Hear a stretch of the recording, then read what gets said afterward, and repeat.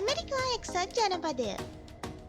මේ දවස්වල වැඩිපුරම කතා වෙන ලෝකයේම ආර්ථිකය උඩු යටිකුරු කරමින් ඉන්න ඇමරිකාව කියන්නේ ලෝකයේ බලවත්ම රටක් වගේම ආර්ථික වශයෙන් ඉදිරියෙන් ඉන්න රටක්. නමුත් ඇමරිකාව මේ වන විට නම් ආර්ථිකව කඩා වැටෙමින් ඉන්නවා කියලා තමයි බොහෝ ආර්ථික විද්‍යාඥයින් ප්‍රකාශ කරන්නේ. ඉතින් අද අපි ලෝකයේ සොයා යමු ඉතින් කතා කරන්නේ ඇමරිකාවේ ආර්ථිකය ගැන නෙවෙයි. ඇමරිකාවේ ඔයා අහලා නැති පුදුම හිතෙන කරුණු 10ක් ගැන. ඉතින් ආරාධනා කරනවා ලෝක බලවතා වෙන ඇමරිකාවේ අරුම පුදුම විශේෂ කරුණු දැනගන්න වීඩියෝ එකේ අන්තිම වෙනකන්ම එකතු වෙලා ඉන්න කියලා. ඒ වගේම ලෝපුරා ඇති විශ්මිත දේ දැනගන්න ලෝකයේ සොයා යමු අපිව සබ්ස්ක්‍රයිබ් කරන්න කියලා ආදරයෙන් මතක් කරනවා.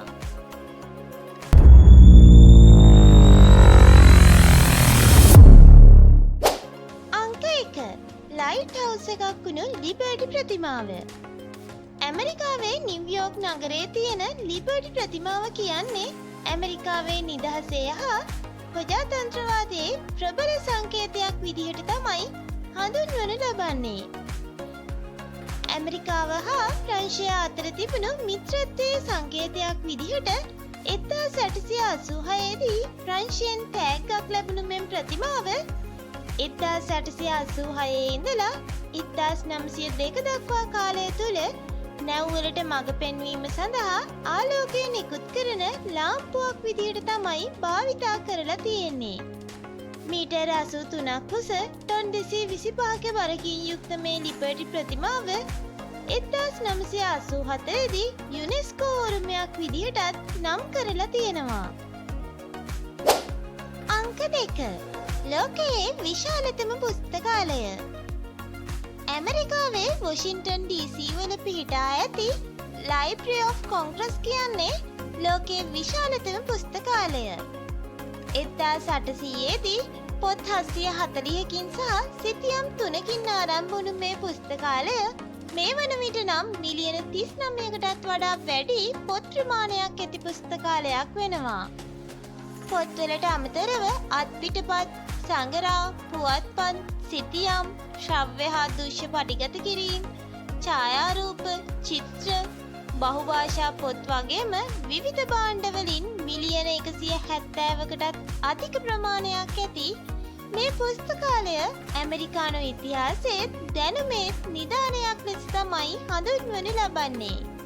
ඒ වගේම මේ වන විට ඇමරිකානු කොංග්‍රසයේ පරීක්ෂණ පුස්තකාලයක් ලෙස ක්‍රියාත්මක වෙන මෙය සිය එකතුවෙන් විශාල කොටසක් ඩිජිටල්කරණය කරමින් ලෝබරා සිටින ඕනෑම කෙනෙකුට අන්තර්ජාලය හරහා ප්‍රවේශ වීමට අවස්ථාවක් ලබා දීලා තියෙන පුස්තකාලයක්.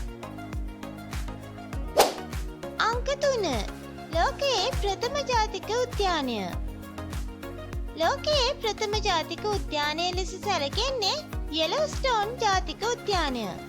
1872 මාර්තු 1 වන දින ආරම්භ කරලා තියෙන මෙම උද්‍යානය ජනාධිපති ලුලිසස් එස් ග්‍රාන්ට් විසින් තමයි පිහිටුවලා තියෙන්නේ.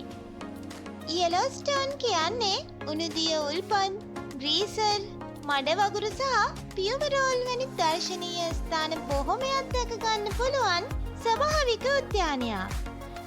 මෙම යෙලෝස්ටෝන් උද්‍යානය පිහිටුවීමේ ප්‍රධාන අරමුණ වෙලා තියෙන්නේ අද්විතීය භූමි ප්‍රදේශය සහ එහි ස්වභාවික සම්පත් අනාගත පරම්පරාව සඳහා ආරක්ෂා කිරීම. ඒ වගේම ලෝපුරා ජාතික උද්‍යාන සංකල්පය ව්‍යාප්ත වීමටත් මෙම උද්‍යානය ස්ථාපනය කිරීම බලපාලා තියෙනවා. මේ නිසාම අද වන විට බොහෝ රටවල් තම ස්වභාවික හා සංස්කෘතික උරුමයන් ආරක්ෂා කර ගැනීම සඳහා ජාතික උද්‍යාන පිහිටුවීමත් අපිට දැක ගන්න පුළුවන්. ඉතින් යෙලෝස්ටෝන් ඇත්තටම ස්වභාව සෞන්දර්යයෙන් සහ භූවිද්‍යාත්මක විස්මයන්ගෙන් පිරිපුන් ඓතිහාසික වශයෙන් ඉතා වැදගත් ස්ථානයක්. අංක 4 මෝටර් රථ නැති ලෝකයේ එකම ගම. ලෝකයේ තාක්ෂණික වශයෙන් ඉතා දියුණු රටක් වෙන ඇමරිකාවේ මිචිගන් ප්‍රාන්තයේ පිහිටි මැකිනෙක් අයිලන්ඩ් කියන්නේ මෝටර් රථ තහනම් කරපු පැරණි සම්ප්‍රදායන් ආරක්ෂා කරගෙන යන අපූර්ව ගම්මානයක්. මෙහි රථ වාහන භාවිතය නීතියෙන් තහනම් කරලා තියෙන්නේ 1898 වසරේ ඉඳන්. මේ නිසා මේ සුන්දර දූපතේ ප්‍රධානම ගමනාගමන මාධ්‍ය විදියට පාවිච්චි වෙන්නේ අශ්ව කරත්ත, බයිසිකල් සහ ඇවිදීම. ඉතින් ඇමරිකාවේ පීඩා ඇති මේ පුදුම ගමට යන හැමෝටම අතීත අත්දැකීමක් විඳින්න පුළුවන් වගේම කාර්වල ශබ්දය නැති සංසුන් පරිසරයක් අත්විඳින්නත් පුළුවන්. ඒ වගේම ඔවුන්ගේ සංස්කෘතිය සහ ඉතිහාසයේ වටිනාකම මනාව පෙන්눔 කරන මේ ගම සංචාරකීන් අතරත් ඉතාමත් ජනප්‍රිය වෙලා තියෙනවා. ඉතින් පරිසරය සුරකීමට වගේම සංසුන් ජීවන රටාවකට කැමති අයට විශේෂිත අත්දැකීමක් ලබා ගන්න පුළුවන් වර්තමාන ලෝකයේ තියෙන විශිෂ්ටතම ගම්මානයක් තමයි මැකිනෑක් අයිලන්ඩ් කියන්නේ. අංක 5. ලෝකයට විහිළුවක් වුණු නීති. ඇමරිකාව කියන්නේ අතීතයේ හාස්‍යජනක නීති බොහොමයක් වාර්තා වුණු රටක්. ඒ වගේම එම හාස්‍යජනක නීති වලින් සමහරක් මේ වන විටත් ක්‍රියාත්මක නොවුනත් නීති හැටියට දැක ගන්නත් පුළුවන්. ඉතින් මේ ඇමරිකාවේ බොහෝ ප්‍රදේශවල ප්‍රාදේශීය මට්ටමින් ක්‍රියාත්මක වුණු අද කාලයට කිසිසේත්ම නොගැලපෙන මේ නීති නිර්මාණය වෙලා තියෙන්නේ ඒ කාලයේ සිදුවීම් සහ සමාජ තත්ත්වයන් මුල් කරගෙන. කෙන්ටකි ප්‍රාන්තයේ සෑම පුද්ගලයෙකුම වසරකට වරක්වත් ස්නානය කළ යුතු බවට පැවතුණු නීතිය, ඉලිනොයිස් වල බල්ලෙකුට විස්ති ලබා දීම නීති විරෝධී වීම, කැලිෆෝනියා ප්‍රාන්තයේ සමහර ප්‍රදේශවල සත්තුන්ට මෝටර් රථයකින් එළියට එබීම තහනම් කිරීම, ඇලබාමා වල ඉරිදා දිනවල අයිස්ක්‍රීම් කෝන් එකක් සාක්කුවේ දාගෙන යාම නීති විරෝධී වීම වැනි හාස්‍යජනක නීති රාශියක් අතීතයේ ඇමරිකාවේ ක්‍රියාත්මක වෙලා තියෙනවා. අංක 6. ලෝකයේ එකම යුනිකෝම් දඩයම් බලපත්‍රය.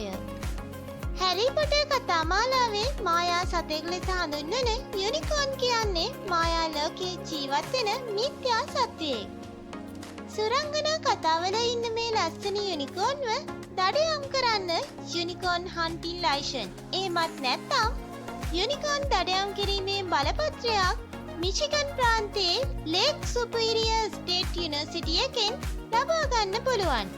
මේ මුල්වරට ක්‍රියාත්මක වෙලා තියෙන්නේ 1971 වසරේ. මේ බලපත්‍රය මගින් යුනිකෝන්ව දඩයම් කිරීමට අවසර ලැබෙන අතර මේ බලපත්‍රයේ නීති හා කොන්දේසිවල යුනිකෝන්ව අල්ලගත්තොත් එයාට කරුණාවෙන් සලකන්න වගේ විනෝදජනක කරුණුත් ඇතුළත් කරලා තියෙනවා. ඉතින් මේ විනෝදජනක බලපත්‍රය නිකුත් කිරීමේ අරමුණ වෙලා තියෙන්නේ විනෝදය සහ නිර්මාණශීලීත්වය වැඩි දියුණු කිරීමත් මේ බලපත්‍රය සඳහා අය කරන සුළු මුදලෙන් විශ්වවිද්‍යාලයේ විවිධ අධ්‍යාපනික කටයුතු සිදු කිරීමත් කියලා තමයි වාර්තා වෙන්නේ. ඉතින් ලෝකයේ කොහෙවත් නැති මායා සතෙක් වෙන යුනිකෝම්ව දඩයම් කරන්න සංකේතාත්මකව අවසර ලැබෙන ඇමරිකාවේ මිෂිගන් ප්‍රාන්තය යුනිකෝන් දඩයම් කිරීමට අදටත් ජනප්‍රිය ප්‍රාන්තයක්. අංක 7. ලෝකයේ දිගම ගුහා පද්ධතිය. ලෝකයේ දිගම ගුහා පද්ධතිය ලෙස සැලකෙන්නේ ඇමරිකා එක්සත් ජනපදයේ කෙන්ටකි ප්‍රාන්තයේ පිහිටා ඇති මැමත් ගුහා පද්ධතිය.